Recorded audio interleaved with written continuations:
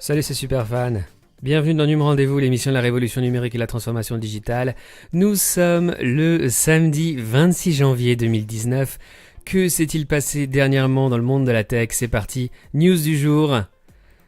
AlphaStar, la nouvelle IA, intelligence artificielle de DeepMind, la filiale de Google, a écrasé des joueurs pros de StarCraft 2. StarCraft 2, comment DeepMind a entraîné l'IA AlphaStar pour battre des joueurs pros et apparemment, selon ces joueurs professionnels, c'était véritablement surhumain. D'ailleurs, tous les articles mentionnés dans cette vidéo sont évidemment dans la description de cette vidéo sur YouTube avec tous les liens directs. Pour l'instant, puisqu'avec la directive européenne sur le droit d'auteur, la directive copyright et notamment les articles 11 et 13, je ne pourrai plus faire ça. A priori, je ne pourrai plus faire ça. Ça dépendra comment cette directive va être mise en place en France.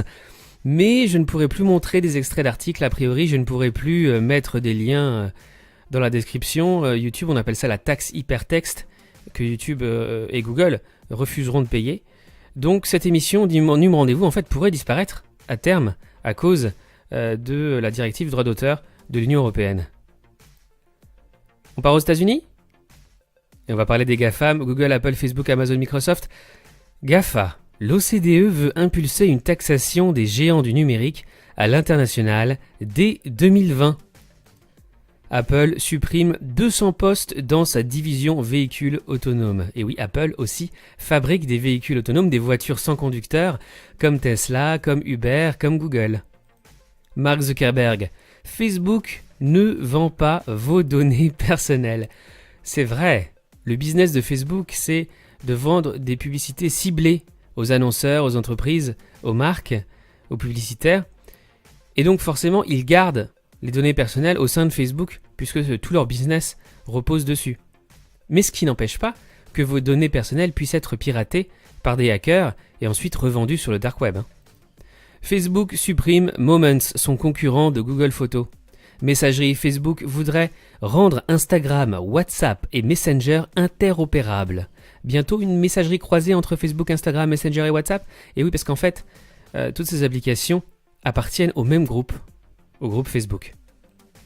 Amazon teste Scout, un robot autonome de livraison de colis. Il va pouvoir arpenter les trottoirs des villes. Et ça va ressembler à ça. Il me fait penser à BB-8, le robot de Star Wars. Natu, Netflix, Airbnb, Tesla, Uber. Dans l'actualité, cette semaine, ce choix de Netflix qui veut beaucoup dire sur sa politique. Avant de rejoindre le lobby du cinéma, Netflix avait quitté discrètement celui de la tech. Ça veut tout dire sur la stratégie de Netflix à long terme. Netflix ne se considère plus comme une entreprise de la tech, une entreprise high-tech des hautes technologies, mais comme un studio de production de films et de séries en rejoignant l'association des studios hollywoodiens du cinéma. Ça veut tout dire aussi de la position de Netflix sur les droits d'auteur, et notamment sur la directive européenne sur le copyright, puisque les studios de cinéma hollywoodiens défendent évidemment une implication stricte du droit d'auteur, contrairement aux entreprises de la tech comme Google et Facebook notamment. Autre news tech dans le monde, Twitter se met à jour avec une nouvelle interface simplifiée. Alors qu'il a annoncé qu'il diffuserait la Coupe du Monde féminine il y a peu, le réseau social continue sur sa lancée pour augmenter la satisfaction des utilisateurs. Et oui, puisque Twitter veut devenir une sorte de chaîne de télévision avec de plus en plus de contenu exclusif en rachetant notamment les droits de compétitions sportives et va diffuser ces événements sportifs en direct sur Twitter pour que tu puisses commenter et ainsi redynamiser, alimenter le réseau Twitter. WhatsApp, de nouvelles fonctionnalités pour les PME, ça s'appelle WhatsApp Business et ce sont de nouvelles fonctionnalités qui seront disponibles pour les entreprises sur la version desktop, sur la version web. Crash des crypto-monnaies comme le Bitcoin par exemple, 500 milliards de dollars envolés en 2018. J'aime beaucoup l'infographie dans cet article et notamment, il faut retenir ce chiffre clé, 60% des crypto-monnaies ont perdu entre 90 et 100% de leur valeur en 2018, c'est énorme. On part en Chine, comme dans chacune de mes vidéos Num Rendez-vous. Chine, l'accès à Bing rétabli après une erreur technique. Ah bon ? Le Monde nous dit qu'en Chine, le blocage de Bing illustre le renforcement de la censure en fait. Le moteur de recherche de Microsoft a été bloqué, a été interdit pendant 24 heures en Chine. Apparemment, ce serait suite à un article titré « Le moteur de recherche Baidu est mort », publié sur le réseau social WeChat, où un journaliste révèle les mauvaises pratiques de Baidu. Apparemment, 50% des résultats de recherche sur Baidu sont en fait des articles publicitaires ou alors des contenus réalisés par le groupe Baidu. Et suite à cet article, Baidu a perdu 6,4% de sa valeur au Nasdaq. Mais depuis, Bing a été de nouveau autorisé en Chine. Huawei dévoilera bien son smartphone 5G pliable au MWC 2019.